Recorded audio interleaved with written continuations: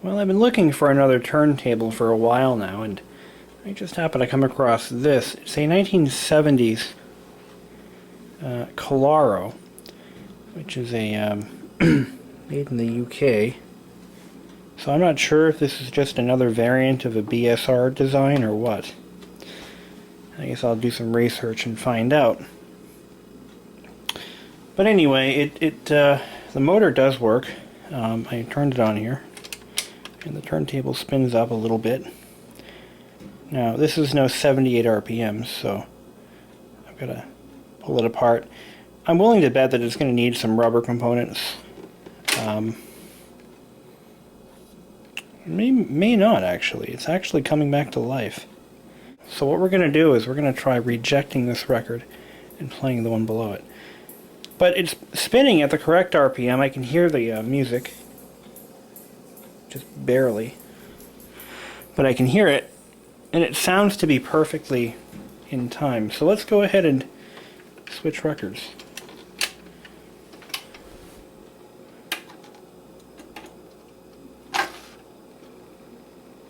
Sweet. It actually works. Okay, we've got the turntable off. Or the platter off, I should say. Pretty simple design. This is the drive wheel. It's all flexible rubber, so I imagine probably doesn't have a whole hell of a lot of life left in it. But either I can look for a replacement or try to rejuvenate it. It's not cracking or anything. That's a good sign. So, it's basically, like I thought, a three-step pulley, or in this case, idler. So we'll go ahead and turn it on. And what this is supposed to do is rub against the, if the platter were in place, it'll be putting pressure against this wheel. And when we switch speeds, it just lowers the pulley down, and then it rides onto a slightly larger portion of that shaft for the 45 speed. Now we're going to go to 78, and it rides on an even larger section, so it spins even faster. See how that works? So what I'm going to do is clean the oxidization off the rubber wheel and clean the cap stand itself. I'm also going to put a little drop of 3-in-1 oil right here, give it a little bit of lubrication. The rest of it seems to be just fine. And we're going to test it out. Well, it does spin a lot better now. I'm going to go ahead and stop it here. Look at this. Didn't spin anywhere nearly that well before. That is amazing. So, I cleaned up the exterior just a little bit. Got rid of all the grime that was...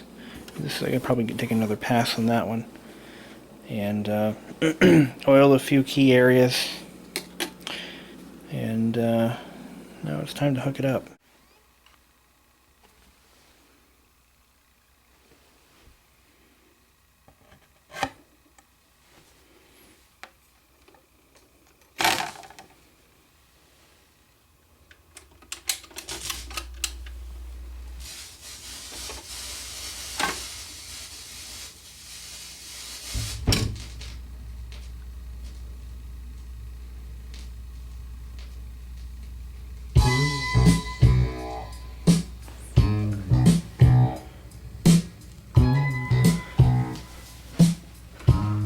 Runs great. So I do need to do a little bit of work, obviously. What I'm going to have to do is, there's actually a switch that turns the audio portion on and off, and that's going to need some work. Clean it up a little bit. Other than that,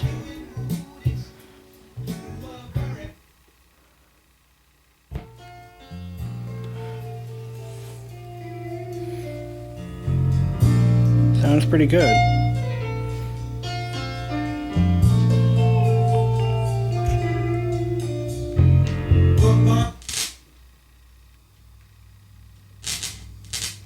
So the key mechanism works pretty well. It slowly glides down. Well, I'm not sure where that static is coming from. Might be a bad ground. You know what? I might have to ground the unit. That could be it too. Or it could be, you know, it might be wiring inside the tone arm. So I'll check that out and see what I can do. Okay, it looks like the ground wire was all I needed. That sound is now gone. And plays perfectly.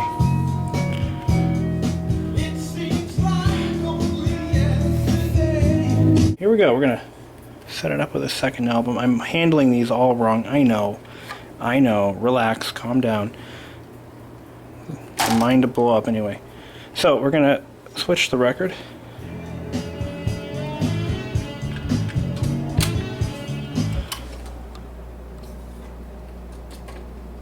I don't like how it scrapes up against the record like that. That kind of bothers me.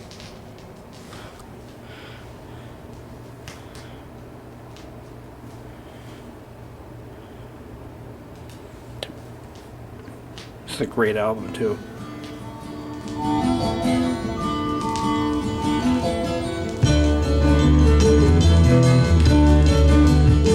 There's the stillness of death on a deathly unliving sea, and the more to come magical world long since ceased to be, where the Ibizan never returned to destroy the tree.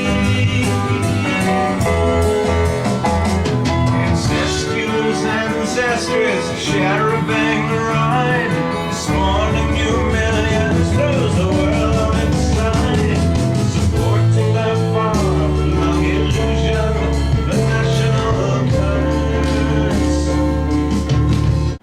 Okay, so let's play some Jethro Tull from the stand-up album. Oh, right. Get it? Stand up.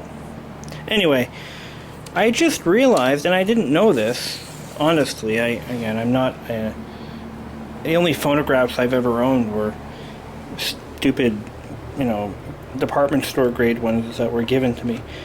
But you can actually add more than one record to the changer. I didn't know that.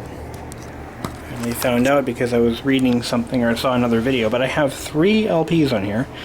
I'm going to play them. And then there's one on the table right now. So what I'm going to do is change the record. We got the... Here we go.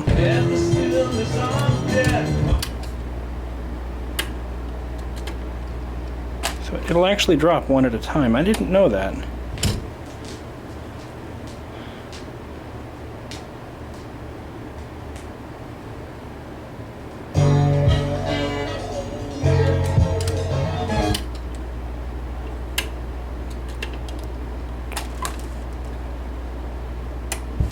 That's sweet. That is so cool. I found one problem with this turntable. It can be fixed with a simple adjustment. Here's what happens. Let's turn it on first. What's happening is the tone arm is returning prematurely. And as you can see, the song is not nearly over. But if I move it in a little more, it starts returning just a little early. And that can be adjusted very simply. There's a screw here that adjusts the position of the tone arm in relation to the position of the cam gear, the control arm that rides along the cam. So what we're going to do is screw it in just a little bit. Alright, I just spent the past maybe hour or two getting this damn thing running perfectly. Now, there was a problem that I didn't really mention this in the previous video, but what was happening when you went to go change the record, it would the arm would come up, hit the side of the stack pretty hard, then it would move back, drop the record, and then hit it again as it was trying to drop it down to play the record. But that was hitting it too hard. It was hitting it with enough force to prevent it from dropping at the correct speed. Furthermore, when the arm did finally work, it would graze the top of the stack as it was changing records, which is bad because it scratches the records, obviously. Another thing it would do is it would end the record early. It would end it probably about maybe 30 seconds early, which isn't good because, well, it just isn't good. So I explored the mechanism underneath, and I'd show you what I adjusted, but it is so hard to get to now. I've got to disassemble the whole thing again. I'll just explain it. There was an adjustment that controls the the mechanism that lifts the arm off the record is actually actuated by a little roller wheel that rubs against the bottom side of the this cam wheel. Okay, that roller hits a lever which lifts the record, the needle off the record to allow it to slide over to the park position as the record comes down, and then it keeps it lifted as it slides back. There's an adjustment that controls how high that lift is, and it was obviously never adjusted before, so this was probably like this since it was manufactured. It was almost functional, but not quite. Anyway, so I readjusted that. Now what that did was it allowed the needle to operate, or the arm to operate as it was supposed to. I'm going to show you how it's supposed to run. Okay, see how it has enough space and how it drops in the proper location and everything? Well, that's what it didn't do before. So now that works correctly. So I had to also adjust the position of the arm in relation to the cam position. That adjustment is done here.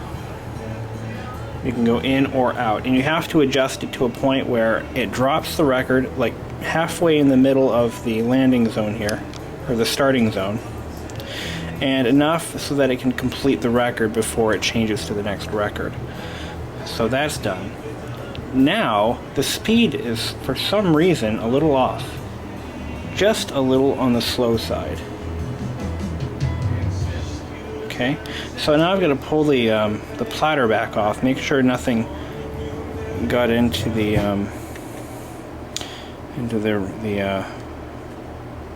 wheel mechanism. So that's all set.